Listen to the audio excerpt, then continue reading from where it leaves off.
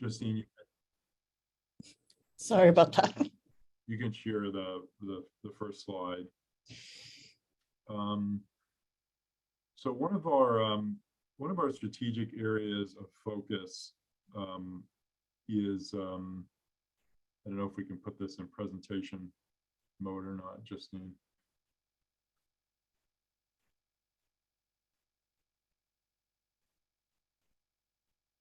One of our strategic areas of focus is municipal finance, which we don't think gets enough attention. Thank you, Justine. And we're doing a series of reports on municipal finance. So we did last year an introduction to municipal finance, which I would commend to you to look through. It's available on our website. This is now the second report, which is about property taxes, which is the primary source of funding for cities and towns. And based on our research and analysis, it's our view that Rhode Island's property tax systems are out of balance, which has some significant negative consequences with respect to equity, school funding, economic development, and affordable housing. We're mindful that we are being critical of a system that many of you on this call work on and try to make better every day. And we're not saying that the local officials in the cities and towns have necessarily intended these issues to happen. And we try to explain the economic and political reasons and the forces at work here that are, but at the end of the day, these are serious issues, and we should all try to see if we can make some improvements. At least that's the perspective of RIPEC. So the presentation that you'll have today is essentially the highlights of the report we put out last week. The report and the executive summary is available at ripec.org. We also have a database that you can interact with and manipulate. That's also available. There's links in the report and also on our website. So I'm going to cover the first topic here, which is the basics. Then I'm going to hand over to Justine, and then I will pick up the comments and hope there's a robust set of questions and dialogue here. So let's go to one more slide. So just to orient folks on why municipal finance matters, it's over $4 billion, which is which is a little less than half of the state expenditures. Cities and towns provide some of the most direct and essential public services, most importantly K-12 education.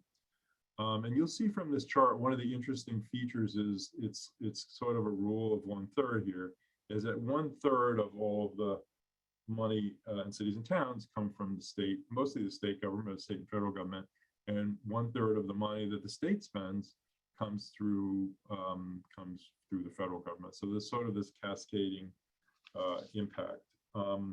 Next slide. So there's a lot of diversity in spending between across cities and towns, and this shows the overall spending in the state of Rhode Island, and you'll see that 60% of the expenditures go to K-12 education, and then you'll see public safety, police, and fire are next, and then other departments. It's important to note for those who are city and town finance folks that RIPEC takes a different approach to municipal budgets. We are including the state and federal school aid in the total municipal budget, which is not, we recognize that is not how you generally look at your budgets. You consider that state and federal education money to be separate. So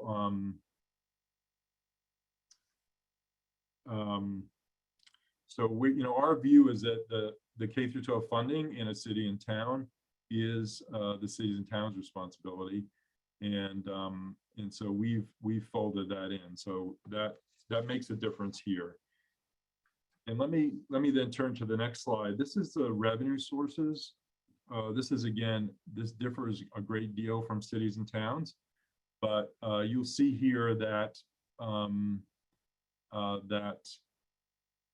even taking that same approach, which is adding in the state and local education aid, you'll see that as that pink slice at 26%. Property taxes are still 60% of the total. So property taxes is the dominant way that we support municipal services. And also one of the unique features of Rhode Island is that we don't have county government and we don't have regional government. So our local government is pretty much exclusively at the city and town level. So let me turn it back to, I'm sorry if people are having trouble hearing me while Justine's speaking. I'll see if I can adjust my mic, but let me give you Justine. Thanks. Fine. So I want to start out with just a few historical trends of note that we think inform Rhode Island's current property tax system. So the first has to do with reliance on property taxation. Property taxation was the primary source of revenue in the United States into the 20th century. However, over the course of the 20th century, federal and state governments came to rely more heavily on income and sales tax, which were relatively new innovations. At the same time, property tax remains the single largest source of local revenues across the United States. In fiscal year 2019, the year for which we have the most current data, 27% of all local revenues in the United States were from property tax. Another historical trend we want to point to has to do with tangible tax. So property tax at one time encompassed all forms of physical property. By that, I mean it encompassed real property, unmovable land and buildings, and it also covered all tangible property. So in the colonial era, that would mean your gold, your farming equipment, your loom, things that either were wealth themselves or that could be used to generate wealth. However, as the 19th century progressed, fewer people were working on farms, more people were working outside of the home, and people also started to have more physical tangible items. And so the practice of taxing household tangible goods fell off. States stopped doing that, and currently no states across the state do that. But most states continue to still tax tangible property. So currently 42 states still tax the tangible property of businesses, while none tax household items. Importantly, the tax on tangible property is quite unlike the tax on real property because it's often self-reported. And because of that, the cost of compliance can often outweigh the cost of the tax itself for small businesses, and it can also be particularly burdensome on new businesses, both because they don't have experience filing tangible tax and because they're more likely to have newer tangible goods that they've just purchased. Another important trend is this movement for property tax relief. So essentially, from World War II onwards, the US economy has shifted. It shifted from a manufacturing to a service-based economy. And one of the changes that came along with that is that businesses had less need for as much property, both real and tangible. And so the property tax base across the United States began to shift from businesses to residential real estate. In an attempt to counteract this, state and local governments from the 1970s onward began to enact policies in an attempt to relieve homeowners of their tax burden. Some of those policies decreased taxes kind of across the base for renters, for homeowners, for businesses, and those include policies like levy and rate caps. However, other policies like assessment caps or classification differences, homestead exemptions, sought specifically to relieve homeowners of their tax burden, and in doing so, pushed more of the tax burden onto businesses and also often onto renters. These policies have been quite effective from the 1970s to now. There have been increases in property tax burden across the board, but the increases for businesses and for renters have been higher than for resident homeowners. As a kind of corollary to this change, local governments have begun to develop business property tax incentives from the 1970s forward. So business property tax incentives sought to address the issue that commercial property was now being taxed at a higher rate because of policies like classification differences and homestead exemptions. And there are incentives that apply to specific businesses or projects or industries. So importantly, they're quite distinct from things like homestead exemptions, because they are applied to specific projects, specific commercial payers, rather than to this kind of whole group of taxpayer. Examples of business property tax incentives include things like enterprise zones, tax stabilization agreements, and tax treaties, and they are used currently all over the country.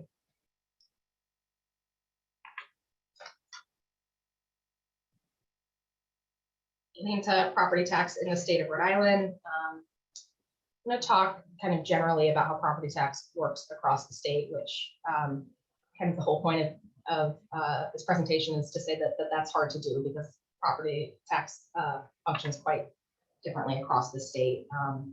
It's kind of hard to talk about Rhode Island property tax reliance because different communities have quite different levels of reliance. However, to put Rhode Island property tax reliance in historical and regional context, what we've done here is compare total state and local revenues on property tax in Rhode Island to other New England states and to the United States. And as you can see, while Rhode Island places significantly more reliance on property tax revenues than the United States, it actually has typical to somewhat low reliance for New England. So New England as a region has pretty much the highest property tax reliance in the country. You see New Hampshire's is particularly high because they do not have a traditional income or sales tax. Another important thing to take away from this data is that Rhode Island reliance on property tax revenues has been pretty consistent over the last decade. So between fiscal year 2009 and 2019, there was a low of 17.9% of total state and local revenues and a high of 20.8%. So relatively consistent. So Rhode Island cities and towns have a good deal of flexibility in terms of property tax law, and the tax is administered at a local level. However, the state does enable taxation of property, and some of the system's features. Importantly, two of those features that it dictates include the assessment schedule. So although assessment happens at a municipal level, it must happen along a fixed schedule, and property must be assessed at a fair market value. And then additionally, the state has a annual levy increase cap. So municipalities may not increase their levy by more than 4% year over year. However, there are some exceptions that are tied to revenue loss or expenditure need that require certification from the state and a vote in favor of a levy increase that's more than 4% from a majority of that municipality's governing body.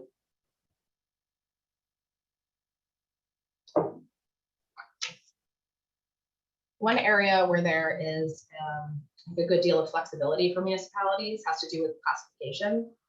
So cities and towns may adopt the state classification plan. The state classification plan has four discrete classes: residential real estate, which is fewer than 6 dwelling units; commercial real estate, which is real estate that's used for commercial purposes, but also residential real estate that's more than 5 dwelling units; tangible personal property; and then motor vehicles and trailers, which is distinct. It's an excise tax, and as you know, it's set to expire in fiscal year 2024. According to the state classification plan, a municipality may not tax one class more than 50% greater the effective tax rate of another class, with the exception of motor vehicle, which is treated differently. However, municipalities do not need to take on the state classification plan. They may, of course, just tax all classes at the same rate: residential, commercial, and tangible. And then in addition to that, the majority of municipalities, 26, have their own specific classification statute in state law, or they have an exception that's written into the state classification plan. Whether or not municipalities are making use of those is a different matter, but they have the ability to. So these kind of specific classification statutes or exceptions differ In some cases, they allow for alternate definitions of what different types of property are. So for instance, there are a few municipalities where commercial real estate is defined as more than 3 dwelling units rather than more than 5. And in a number of municipalities, basically a number of municipalities are unable to tax one class at a rate that far exceeds the effective tax rate of another class, greater than that 50% cap in the state classification plan. So they may be able to tax one class at a rate that's 200% greater than the effective tax rate of another. So kind of in consequence of all these specific classification statutes or exceptions, there's a great deal of flexibility in the state in terms of how municipalities may class or tax different types of property. There are real property exemptions that I would kind of put into 2 different buckets. One is the real property tax exemptions that are required by the state, and the other are those that are authorized at the local level. I additionally kind of break down into, there are some types of real property that's exempt, and then there's some type of real property by specific owners that's exempt. So the state wholly exempts some types of nonprofit, and it also explicitly exempts some properties that are owned by nonprofit or quasi-public agencies. So those include hospitals, higher ed institutions, houses of worship. And then in addition, cities and towns can choose to either fully or partially exempt certain types of property owners, which include Gold Star parents, the elderly, people who are visually impaired. The state of Rhode Island, in recognition that for some municipalities, there is a lot of statewide tax exempt property that can have a significant impact on tax base. And so in recognition of that, the state of Rhode Island annually distributes pilot payments to cities and towns. Pilot payments compensate for 27% of lost revenue when the program is fully funded. It's been funded in the last few years at either 26 or 27%. And it compensates municipalities on a pro rata basis, if not fully funded, for nonprofit educational institutions, private and state-owned hospitals, veterans, residential facilities, and correctional facilities. In the most recent fiscal year, the state has distributed $46.1 million, which equated to 26%. It distributed to 15 cities and towns. But of that fund, Providence received the vast majority, nearly 3/4 of the total fund. I believe Cranston received the second most, about 10%, and every other municipality received around 3% or less of that money. In addition to the state pilot, municipalities may also reach independent pilot agreements with nonprofits and quasi-public agencies. The most well-known being Providence's pilot agreement with nonprofit colleges, universities, and hospitals, which brought in $7.6 million to the city in fiscal year 2022.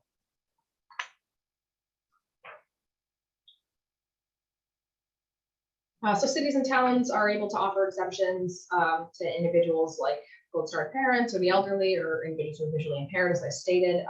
They may also offer exemptions to residential property owners, people that occupy residential property as their primary residence. In dissimilarity to those type of exceptions, homestead exemptions impact a significant portion of the tax base, oftentimes the majority of the tax base. Currently, 9 cities and towns have homestead exemptions. Middletown has one that is set to go into effect for fiscal year 2023. They range, as you can see from the table on this slide, from 10% of assessed value made exempt in Narragansett to 40% of assessed value made exempt in Providence.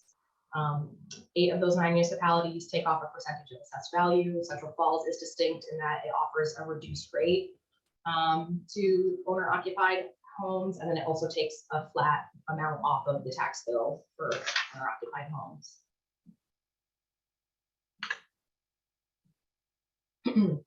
Municipalities may also choose to enter into tax stabilization agreements with commercial taxpayers. Tax stabilization agreements are Rhode Island's most common business property tax incentive, and municipalities may exempt all or a portion of commercial property if it's shown to promote economic development in a variety of ways that are specified in state law. Agreements may last for 20 years, although I believe some projects have exemptions that are according to state law, that may either have a shorter period of time or longer period of time attached to it. A study from the Commerce Corporation in 2018 found that most cities and towns had active TSAs, so 24 of 39. The impact of TSAs on the state property tax system overall is a little bit hard to determine. However, it can have a very significant impact on the individual municipality. So we did a little analysis of TSAs in Providence. In fiscal year 2021, there were 134 TSAs in Providence, which took 17.1 million in potential property off the tax rolls. Importantly, however, the argument in favor of TSAs is that not all of that property would have existed if not for a tax stabilization agreement. And so the logic behind them is that eventually you will have a larger tax base for having offered tax exemptions to start out.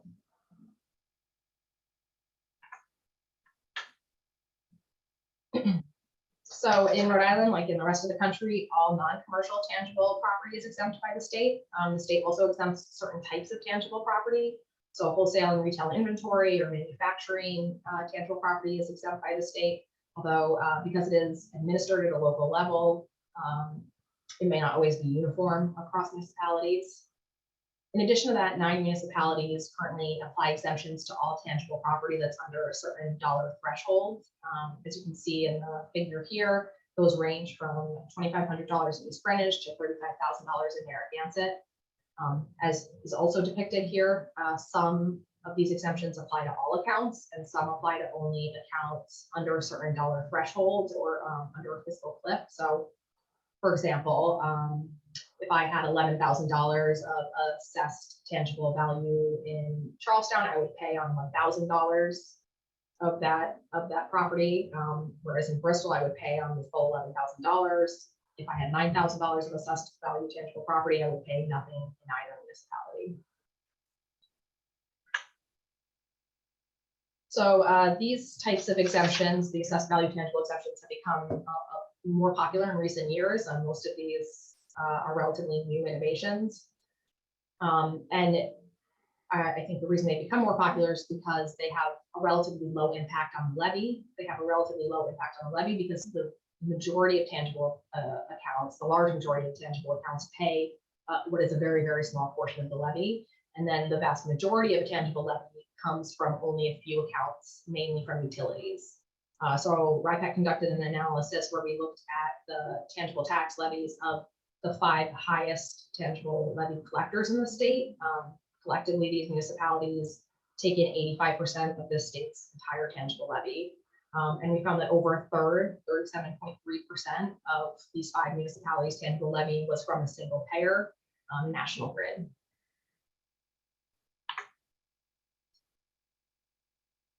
I'm going to move into looking at how property tax differs across the state. I'll say for the next kind of several figures, in order to make these figures readable, what we have done is taken the 5 highest and lowest in kind of all of the categories that we're going to look at. This presentation is going to be distributed afterwards, which has this link, but the link really just takes you to ripec.org into our data dashboard. And also in our report, we have all 39 cities and towns. So if you're interested in seeing how your municipality stacks up and you're not top 5 highest or lowest, then we have that data available for you. So property tax revenue, as Mike stated earlier, accounts for about 60% of all local property tax revenue across the state as a whole, but across municipalities, reliance on property tax revenue can differ quite a bit. So it makes up over 75% of total revenue in 9 cities and towns. As you can see, for Narragansett, East Greenwich, Barrington, Jamestown, Little Compton, it makes up over 80%. And then in 4 cities and towns, it makes up under 50%. In Central Falls, Woonsocket, Pawtucket, and Providence. And in Central Falls, it makes up only about 20% of total revenues.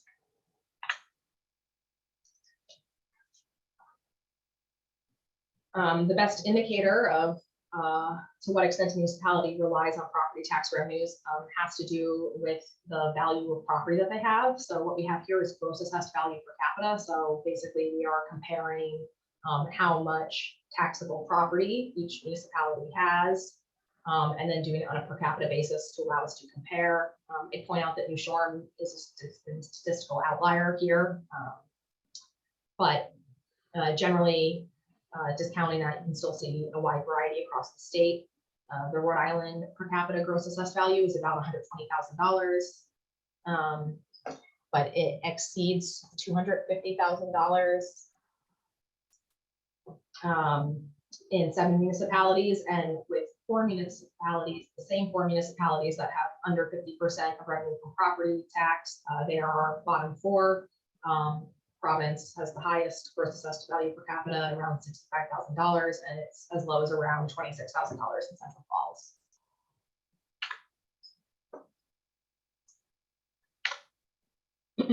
So we've split up property tax rates onto 2 slides here, so in alphabetical order, so we'd be able to see them. What you see here are darker colors indicating a higher property tax rate, and lighter colors indicating a lower property tax rate.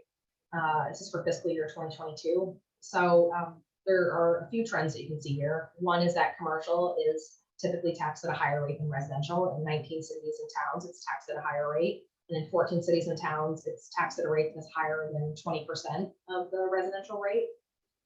And then tangible is taxed at an even higher rate than commercial. It's taxed at a higher rate than residential in 23 municipalities, and it's taxed at a higher rate than commercial in 19 municipalities, and sometimes at a much higher rate. At the same time, 15 cities and towns tax each class of property at the same rate. And those that do, not as a rule, but tend to have above average property wealth. Similarly, there are certainly exceptions to this, but lower rates tend to correlate to high property wealth, and higher rates across the board tend to correlate to low property wealth. So those municipalities that have the lowest rates in the state also tend to have the highest property value, and those municipalities that have the highest rates in the state, particularly for residential and commercial, tend to have the lowest property wealth.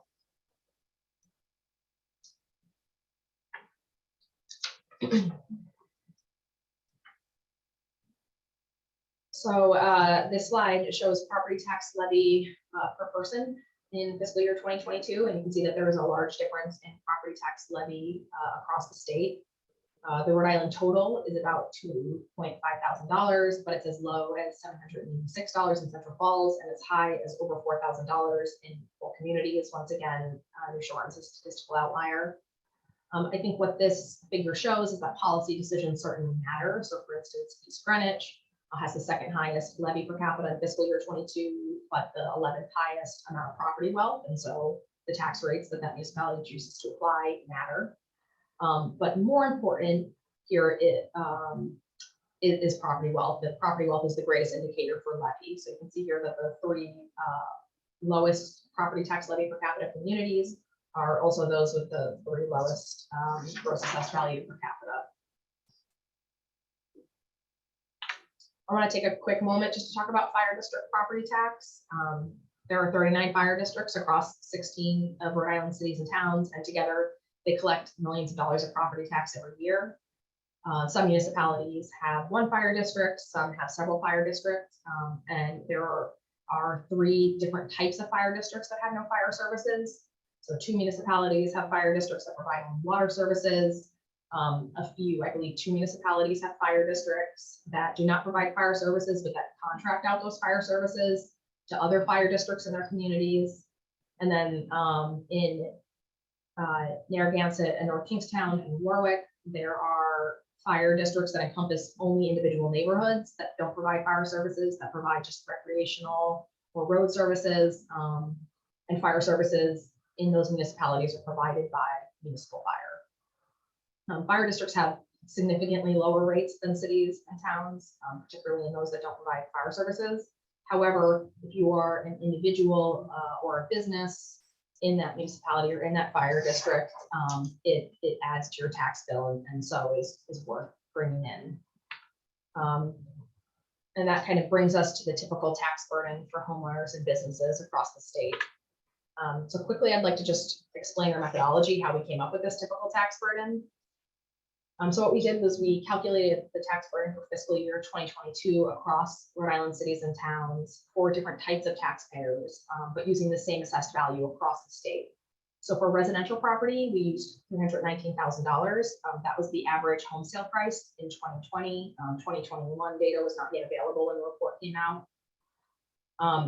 We recognize, of course, that the average home sale price differs quite a bit by community across Rhode Island, but by using the state average, we were able to see how tax differed when you're using the same value home. For businesses, we use the standard rate of $1 million in real estate and $200,000 in tangible property. We use this figure because it's the Lincoln Institute of Land Studies figure that they use in their 50-state property tax comparison study. We incorporate into our calculations fire district property tax. We don't incorporate it for North Kingstown, Warwick, or Narragansett because those fire districts encompass only individual neighborhoods and not the majority of the municipality. We use the tax rates for fiscal year 2021 rather than 2022 because the 2022 data was not yet available. And we take a straight average for municipalities with multiple districts. It obviously would have been preferable to take a weighted average, but there is no population data on fire districts. It's not collected by the state or by municipalities or by the federal government. And so essentially the data does not exist to be able to make that calculation. When it was applicable, we accounted for homestead exemptions, and we also accounted for assessed value tangible exemptions when that was applicable. So the resident homeowner tax burden for 2022 for a resident homeowner with a home valued at $319,000 ranged quite a bit across the state. The state median was about $5,000, but the range was from under $2,000 to over $7,000. Municipalities with resident homeowner tax burden that was far below the statewide median were also those with the highest property wealth in the state. So Little Compton, New Shoreham, Narragansett, Jamestown, Charlestown. However, on the other end of the spectrum, the municipalities with the highest resident homeowner tax burden really ranged the spectrum in terms of property wealth. So not necessarily high or low, kind of all over the place. That has a decent amount to do with homestead exemptions. So the figure depicted here shows the difference in tax bill for resident versus non-resident homeowners in those municipalities that have a homestead exemption.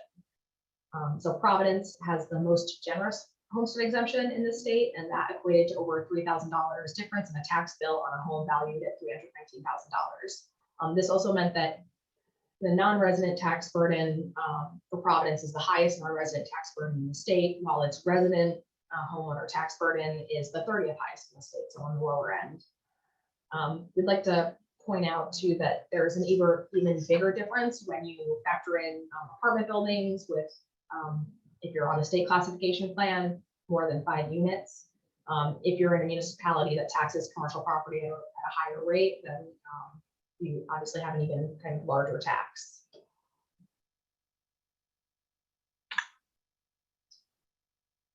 Similarly, the business tax burden in the state was quite a large range.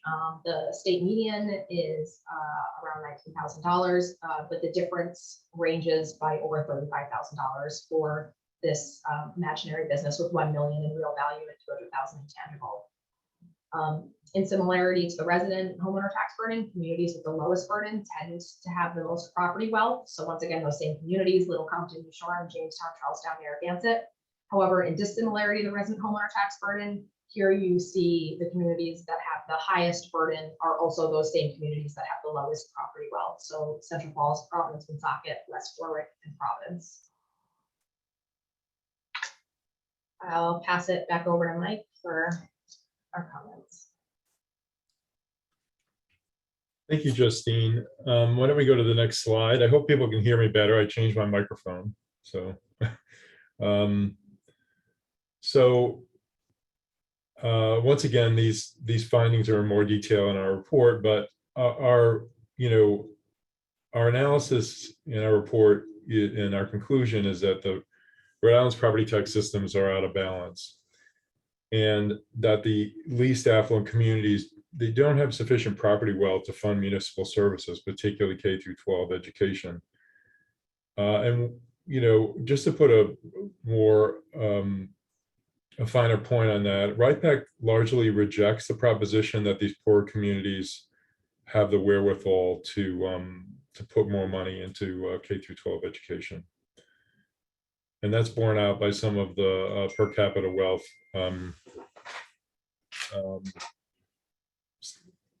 numbers that we put out there. The lack of property wealth also means high taxes for Rhode Island's poorest communities. So this is a serious equity issue, that the people least able to afford to pay property tax have the highest burden. And also the fact that we've shifted the burden to make a higher tax burden on renters. You saw in Providence, homeowners in Providence who live there, like myself, do relatively well. It's a tax rate well below the median, but the renters who indirectly pay the residential tax in a rented dwelling pay the highest. And then if they are fortunate or unfortunate to live in an apartment building, they pay even higher because the commercial rate is so high. So there's a serious equity issue as to the fact that we're imposing higher property taxes on folks who are least able to afford, not only within communities, but across communities in Rhode Island. And that has impacts on affordable housing.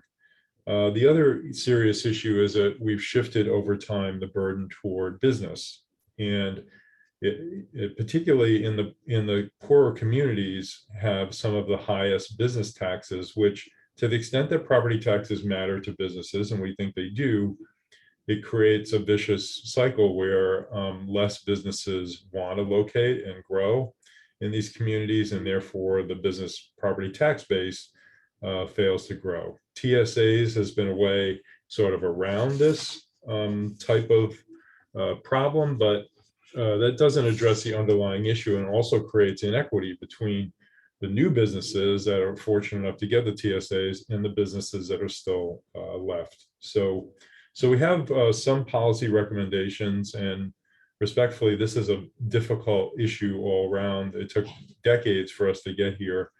But our first recommendation is that we should revise the state's education funding formula.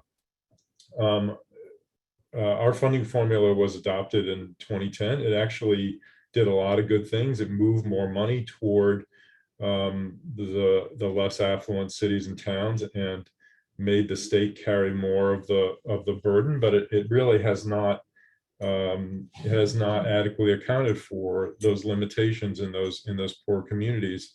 On a per pupil expenditure basis, Woonsocket, Pawtucket, and Central Falls are still at the very bottom, despite a tremendous amount of state money that's gone there. So we think one way to deal with these issues is to reform and revise the education funding formula.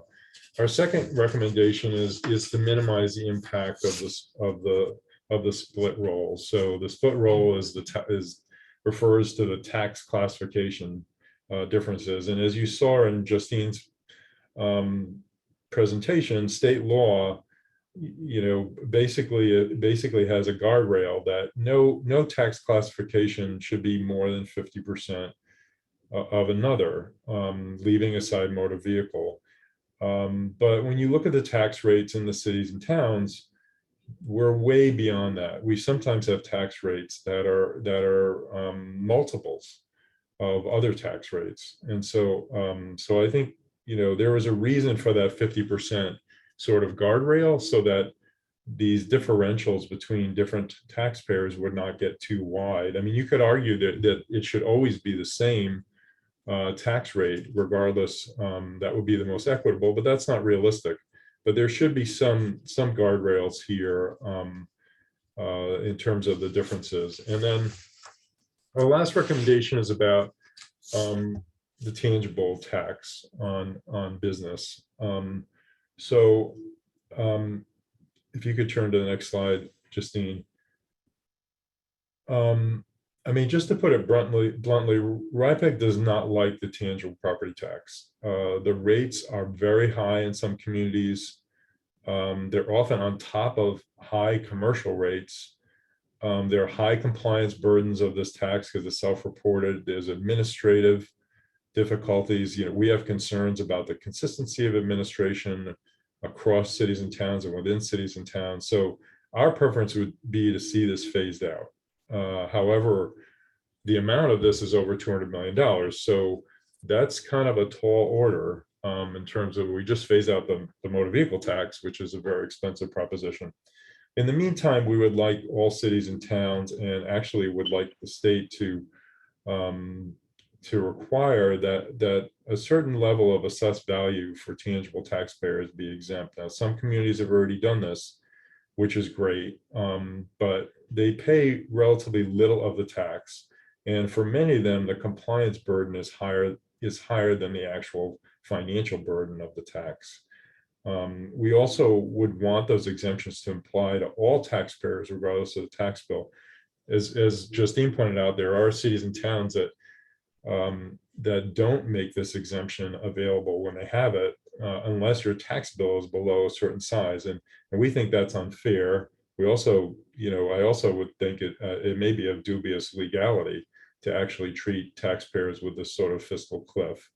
In long term, we think we should look at phasing out that property tax. And one possibility is to kind of separate out, since utilities pay a lot of this tax anyway, perhaps, and ratepayers, indirectly pay for that tax on their utility bills. Perhaps there's a way to kind of split off. We already have a public service corporation tax that is a relatively tiny property tax, but perhaps there is a way to kind of move this to the state level and then share that revenue with the cities and towns.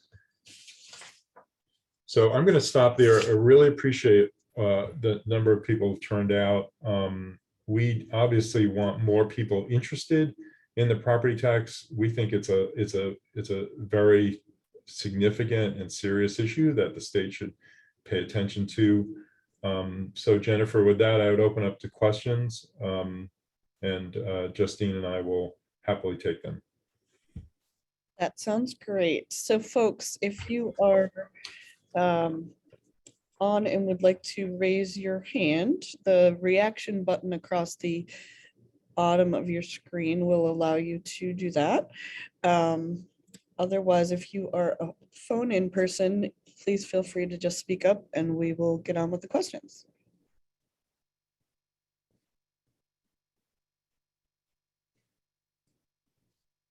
If we have any.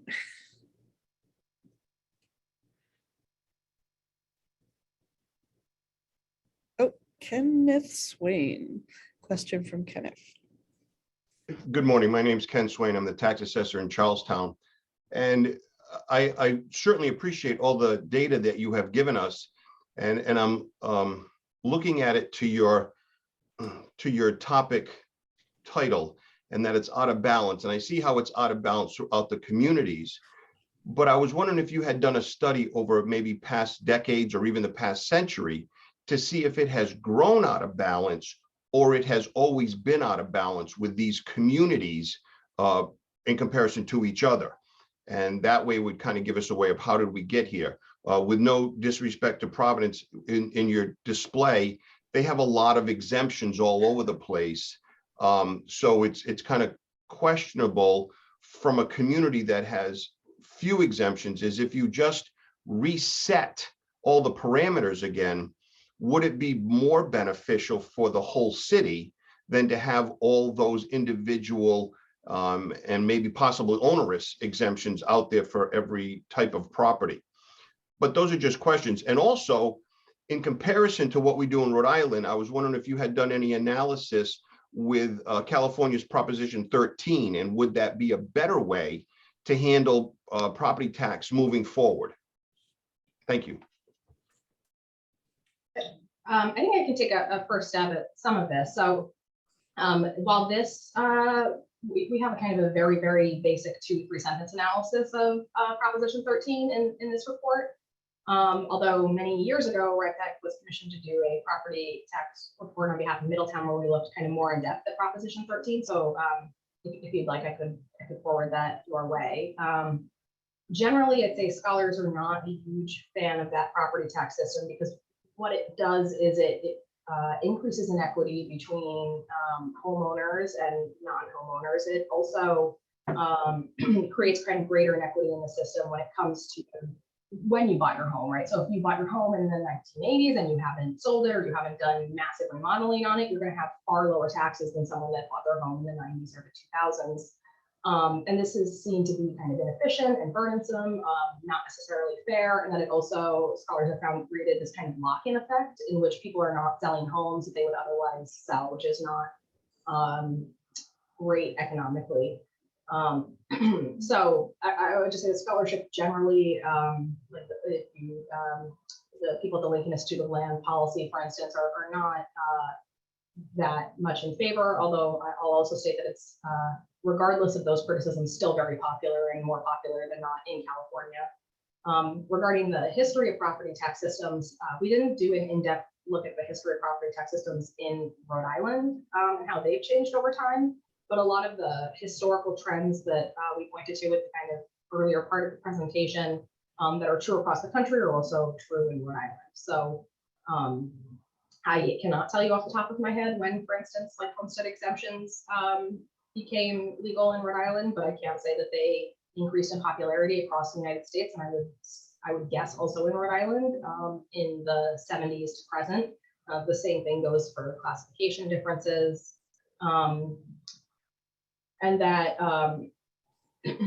the current situation of property tax wealth being distributed as it is also kind of a product of the end of the manufacturing economy, which hit Rhode Island, I think, more significantly than a lot of parts of the country. And you know, the fact that there were large manufacturing industrial bases in, for instance, Providence, that city no longer has, we're going to have a big effect on its property tax base.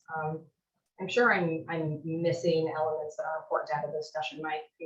Yeah. Let me just add, Ken, that's a very good question. We didn't analyze the history, and maybe that would be worth doing. But as I understand it, property taxes were largely paid by the large manufacturing concerns as we go back in history. I mean, people's homes really weren't worth a lot, and so these cities and these cities that we now say are the poorest were actually among the richest, because they had large factories in Pawtucket and Central Falls and Woonsocket. And kind of all that's gone away. So now we have a property tax system that's built largely on residential values, and those residential values differ very widely. So, you know, that one chart, I don't know if you can bring it up, Justine, on the, you know, this is the assessed value per capita chart. I carry this around with me. You know, I like, you know, I would show it to people in the supermarket if they wouldn't be insulted. But I mean, this is like, this is the, you know, this is the full property tax value in a city based on the number of residents. I mean, the, you know, the second home communities like Charlestown and you know, they bear no relation to these other places. I mean, you're talking about, you know, 6, 7 times the property value. So, you know, we're not, this system is based on something that is not really that realistic when you come down to it. I mean, these communities, with all due respect, have very little property tax. Even Providence, where we talk about, you know, all their tax exempt property, which is a serious issue, you know, even besides that, there just is not a lot of property wealth to tax. So, and that leads to all these other issues and all these equity issues. So, you know, it's a systematic problem. It's an issue because we have relatively, in my opinion, relatively small geographical areas for our cities and towns. For example, if we had a town that was the size of Kent County, then, you know, things would spread out a little bit. So anyhow, long-winded. Thank you for your question. All right, I see Charlene with a question. Oh, Charlene, you're muted. Sorry about Okay. that. I also see that Ken has one. If Ken is a follow-up to his original, does he want to go before me? Because I have something a little different. Oh, he put his hand down. Okay. So as we're discussing tax per capita, I'm wondering if there's been any studies with spending per capita, because maybe some of the communities that have these high tax rates is because they're also spending more per capita.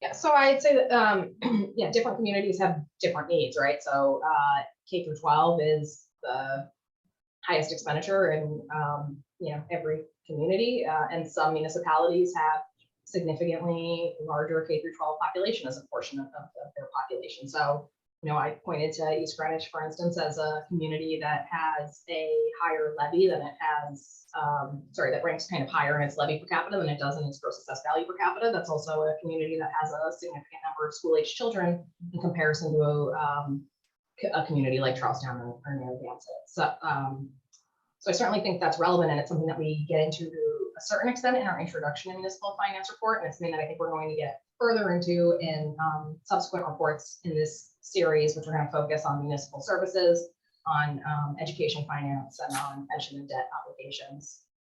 Mike, would you like to add to that?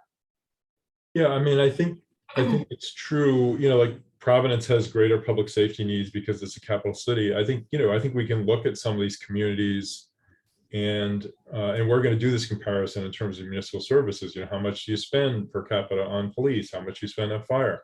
So I do think that's a legitimate inquiry, and we're going to call out where there's disparities that show potential inefficiencies. But at the end of the day, you know, these communities have high taxes, so they're already kind of at the top. The exception maybe is Providence, is because of the homestead, but they're already taxing their folks a lot. Can they save some money? You know, we're going to look at that. But if K through 12 is most of the expense, and it's I mean, RIPEC is all about fiscally conservative government. So we're going to call out some of these spending things, but at the end of the day, I think you're looking at a system that is, the disparities are extremely wide between some of these communities. Thank you. Ben? Thank you. So I was wondering if anyone's ever looked at the Oregon model. I know Oregon's a very different tax structure state, since they have no sales tax and a very high income tax. But several years ago, they actually moved public education off of property tax into state funding. And one of the risks was when the economy downturned and the income taxes and such went down, that adversely affected the state and the schools. But Rhode Island seems like a really good candidate to look at a statewide model of funding for education to account for those differences in property values and population centers, families, where the children are, and make sure that the money across the state can get to where the children are, rather than these diverse communities that may have some fewer families. I'm actually not familiar with the Oregon model, so thank you for bringing it to my attention. I'm familiar with the Vermont model, where the you know, the state kind of collects property tax on behalf of municipalities and disperses on behalf of them. So the kind of Vermont model tries to deal with the same problem that you're talking about, but still by way of property tax. No, I'm not familiar with Oregon. I'd be interested in learning more about it. What we do have, as you know, is our funding formula, and I think our recommendation is, at the moment, right, not to necessarily upend the whole system, but to take another look at the funding formula and think about how we can use the tool that we have to more adequately fund K through 12 education in the communities that don't have the property wealth to be able to do so. In the last 10 years, since the funding formula has been phased in, more money from the state has flowed to local governments, and particularly to those that have issue in funding their schools through their own property tax systems. However, currently, we still, as a state, put less into local K through 12 education than the nation does, like a smaller percentage. And we also put a smaller percentage in than the New England region does. So there's room to grow, at least in that sense. Yeah, I would add that, look, very good question. I mean, looking down the road, Vermont has a model where the state's collecting the property taxes. That's, going to be culturally hard here. But I think if you had another downturn, you probably would have people talking about, like, how do you get some of that property tax money from some of these second home communities? Maybe it's Governor Raimondo, who was my boss in my prior job, had a second home tax. And is there a way to kind of get at some of this revenue? The other side of this is I personally think that you're headed toward the state completely taking over. Right now, the state completely takes over Central Falls. Woonsocket only has a small amount. I think state share is up to 70. I mean, eventually you may have where the state is taking over more of these districts. Maybe it's Woonsocket and Pawtucket. I mean, Providence, for all of its issues, actually their per pupil expenditure is slightly above median. So they're not in as bad a shape. But so I think, this structural problem will have to play out. And I think the idea of the state taking over more of the education expenses is a good one. However, we're carrying a lot of other expenses with the income and sales tax. So very good question. I would just follow up to echo, I think what Kenneth had said earlier, that I think on the expenditure side, I think there's a lot that could be done there because of the lack of transparency, lack of accountability, lack of fiscal controls. There's really nothing to say that any of the funds is going to where they most need to go to after the town hands over their appropriation and state funding.